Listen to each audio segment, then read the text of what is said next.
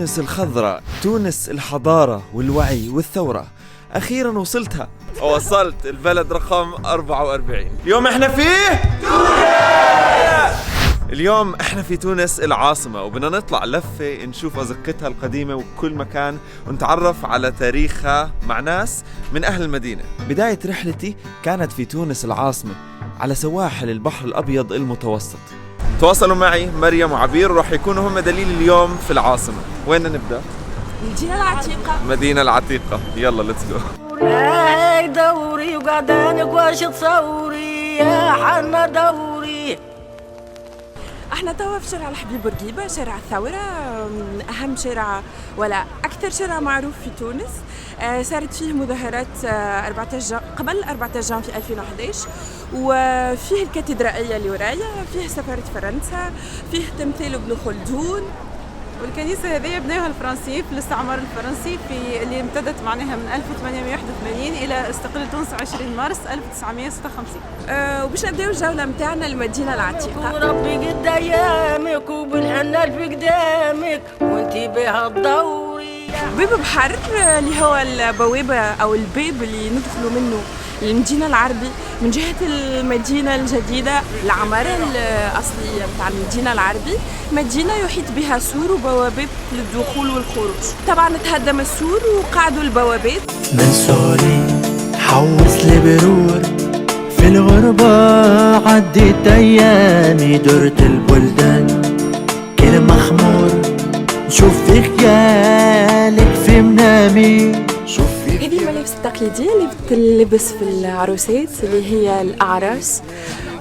وطبعا كل منطقة واللبس الخاصة فيها. الخيوط بتكون مذهبة أو فضة وبتطرز فيها باليد الملابس. جعلك ديما ديما ونفرفت فرح. دخلنا هلأ في المدينة القديمة اللي بيسموها هون المدينة العتيقة أو المدينة العربي، اللي فيها بنلاقي أقدم الأماكن الموجودة في تونس العاصمة. المدينة العربي في تونس برجع تاريخها لوقت تأسيس مسجد الزيتونة في القرن السادس الميلادي، وهي أحد مواقع يونسكو للتراث العالمي وبتحتوي أكثر من 700 موقع أثري، وحاليا تعتبر قلب تونس وفيها أسواق مليانة بالحرف والملابس والتحف الشعبية. صورة هذه مقروض حلوية تونسية تتسمى، فيها من داخل تمر ومن البرة نسميه شحور، يعني كما العسل هكا شوية. بدي أجربها. جديدة منينة على الأخر، ما نفس الشيء. بتحس عليه طعم القطر ومن جوا محشي تمر، إشي لطيف جدا. هي حرفة تقليدية ورثناها على جدادنا. دي في تونس أول دولة في النقش على النحاس.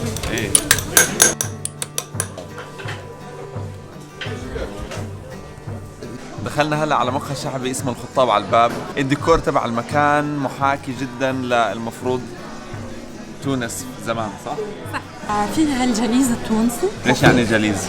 الجليز هو الباترنز اللي موجودين على الحائط ورائي. المهنة الأصلية جابوها الأندلسيين اللي هربوا على شمال أفريقيا واستقروا بتونس والجزائر والمغرب. وإحنا في تونس نسميوها الجليز. واحد من أكثر المشروبات الشعبية اللي بيشربوها هون الشاي باللوز، بس اختراع لطيف. Very nice. مقهى خطاب على الباب صوروا فيه أشهر مسلسل تونسي اللي هو خطاب على الباب اسمه. وين ما تمشي بالسوق القديمة راح تلاقي أماكن بتبيع تحف، ملابس قديمة وسوفينيرز بشكل عام. في شنات كتير حلوة. دخلنا في واحد من المحلات في السوق القديمة والعم جمال. أنا عبد الرؤوف أخوي جمال. إيه جمال صحيح، أنا خربطت الأسماء. لا مش مشكلة. أخونا عبد الرؤوف. دخلنا على السطح تبع المبنى اللي مطل على السوق كلياته من فوق، ومن هون نقدر نشوف المآذن والسوق بالكامل من الأعلى. فشكرا والله يعيشك. مرحبا بك. هذه علاش مربع؟ هذا أنا سؤال نطرحه لك. هذا علاش؟ على خاطر في المذاهب الإسلامية فما 4 مذاهب، وكل مذهب عنده نوعية وشكل متاع الصومعة. يعني هذا وقت تراه مربع معناتها مالكي. فهمتني؟ هذاك تلقاه حنفي. يعني قبل كانوا الناس قبل وقت يشوفوا الصومة يعرف المذهب المالكي ولا المذهب الحنفي ولا أحمد حنبل. هذا هو علاش تلقاه مختلفين.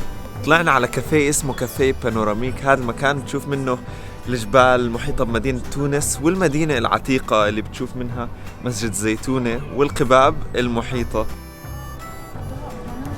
شنو هي حكاية المدينة العربي، المدينة العتيقة في تونس؟ ككل مدينة عربية إسلامية العمارة متاعها ترتكز على الجامع اللي هو مركز المدينة، محيطة به المهن اللي تسمى المهن النبيلة اللي فيها روائح طيبة أو اللوازم الأساسية اللي بتنلبس للصلاة. المهن هي الشواشين أو الحريرية، العطارين اللي هي الروائح الطيبة، والمهن الأبعد فالأبعد اللي هي مهن يا إما فيها ريحة زي ريحة الجلود أو اللي فيها صوت قوي اللي هو النحاسين، فتكون أبعد عن الجامع حتى ما تقلقش بالصوت أو بالريحة المصلين.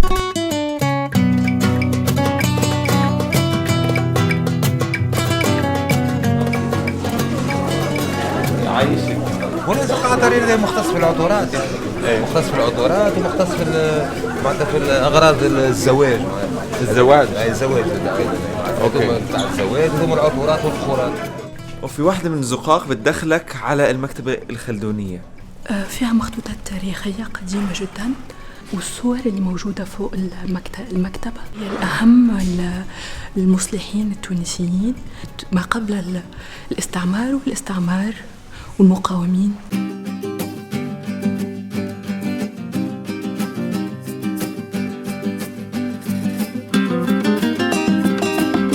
دخلنا مسجد الزيتونة، تقريبا هو أهم مكان موجود في المدينة العتيقة. ثاني مسجد بعد جامع عقبة بن نافع في إفريقيا، ومنه انطلقت الفتوحات في شمال إفريقيا، وهو أول جامع في العالم فيها تدريس منهجي ونظامي.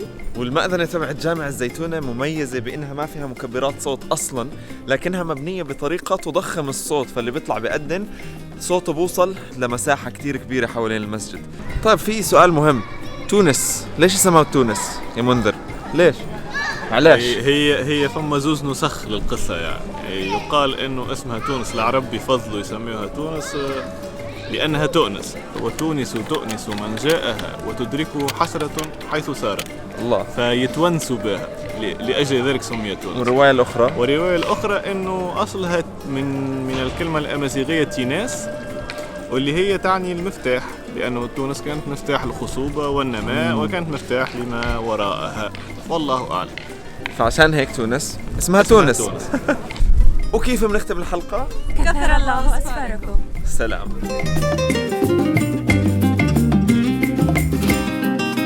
مرحبا، أنا ابن حتوتة. إذا عجبكم الفيديو اعملوا شير واشتركوا في القناة عشان تتابعوا رحلتي حول العالم.